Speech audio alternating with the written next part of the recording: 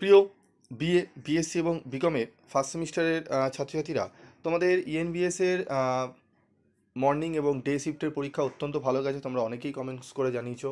আমাদের তিনটে গ্রুপ রয়েছে, তিনটে গ্রুপে কিন্তু ফার্স্ট এবং সেকেন্ড গ্রুপ অলরেডি ফুল হয়ে গেছে, এবং সেকেন্ড যে থার্ড গ্রুপটা রয়েছে সেই গ্রুপে অনেক কম আছে, কারণ অ্যাকসেপ্ট এখন আমি করে উঠতে পারিনি, নাহলে ওই গ্রুপটাও ফুল হয়ে যেত।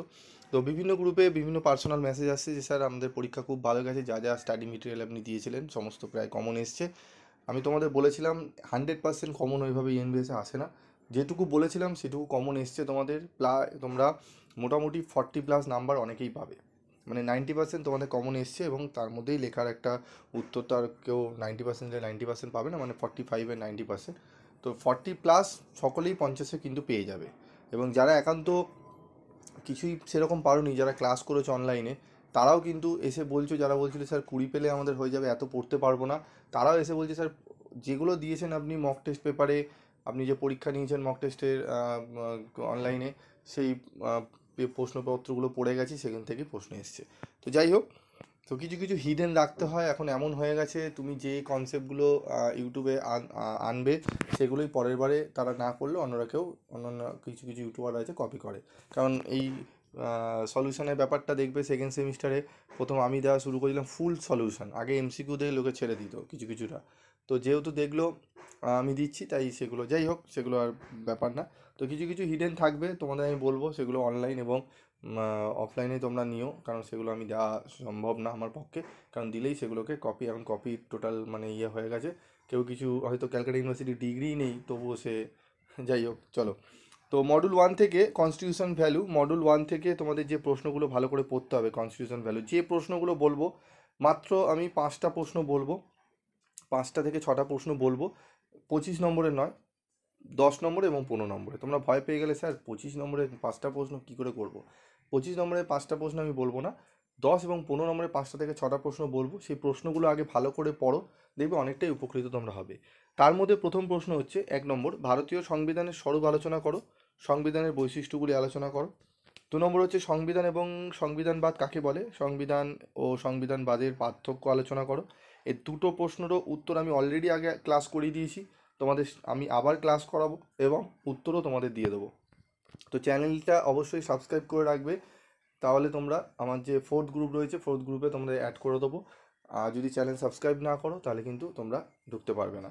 তারপর রয়েছে 3 নম্বরে, ভারতের সাংবিধানিক মূল্যবোধের ক্ষেত্রে ন্যায় বিচার ও স্বাধীনতা, সাম্য এবং সৌভ্রাতৃত্বের ধারণা আলোচনা করো। আইনের শাসন বলতে কী বোঝো, আইনের শাসন সম্পর্কে ডাইসির অভিমত ব্যাখ্যা করো। এই যে 4টি প্রশ্ন পরপর বললাম, এই 4টি প্রশ্ন অবশ্যই তোমাদের খুব ভালো করে করতে হবে। এই 4টি প্রশ্ন খুব ভালো করে পড়বে।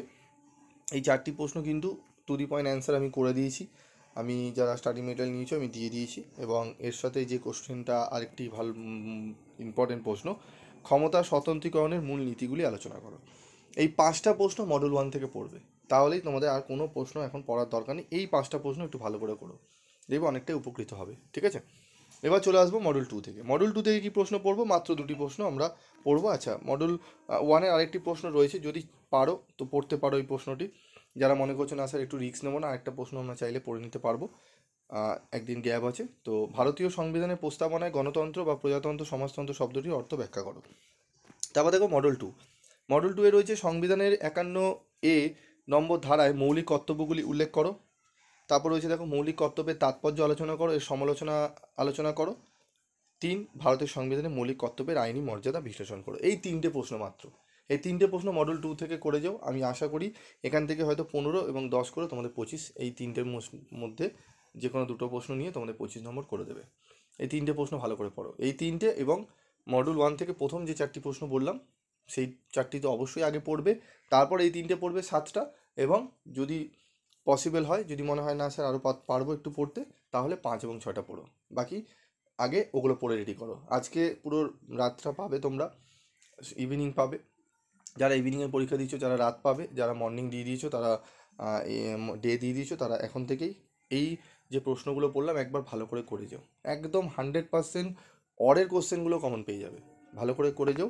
এবং এই স্টাডি মেটেরিয়াল তোমাদের যদি দরকার হয়, তোমাদের আমি বারবার দেখছি একটা জিনিস, আমি স্টাডি মেটেরিয়াল এত কষ্ট করে নোটস বানিয়ে তোমাদের দিচ্ছি, বিগত আগে থেকে দিচ্ছি, কেউ দেয়ই না তোমাদের এরকম, ঠিক আছে? সবাই দেয় ভিউ পাওয়ার জন্য, পরীক্ষার দুদিন আগে থেকে সমস্ত একদম ফ্রি নোটস করতে থাকে। ঠিক আছে? আর কিছু কিছু আছে যেগুলো চ্যানেলে আলোচনাই হয়ে যাচ্ছে, নোটস তোমাদের ফ্রি অফ কস্টে দেয় না। তা আমি তোমাদের এত কষ্ট করে অক্লান্ত পরিশ্রম করে তোমাদের দিচ্ছি, তোমাদের একটা জিনিস দেখি, ভিডিওগুলো লাইক নেই, ভিডিওগুলো শেয়ার নেই, কি বলবো আর। চলো, তোমরা উপকৃত হও, এটি অনেক।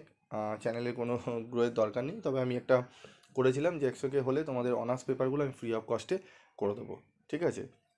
ফ্রি অফ কস্টে তোমাদের পড়াবো, এবং আমি একা তো পড়াই না, অনার্স পেপার আরও অনেক টিচার আছে, তারাও পড়াবেন। তাদের রেমুনারেশন আমি আমার থেকে বেয়ার করব। তো এগুলো ফেসিলিটি তোমরা হয়তো নিতে চাও না, তাই করছো না, যাই হোক। তো সেকেন্ড সেমিস্টারে তোমাদের কম্পালসারি পেপারগুলো ফ্রি অফ কস্টে নোটস পাবে, কোনো জায়গা দিয়ে কেনার কোনো দরকার নেই। ঠিক আছে? তোমরা পেয়ে যাবে। তো আজকের মতো ভিডিওটি শেষ করছি, দেখা হচ্ছে পরবর্তী ভিডিওতে।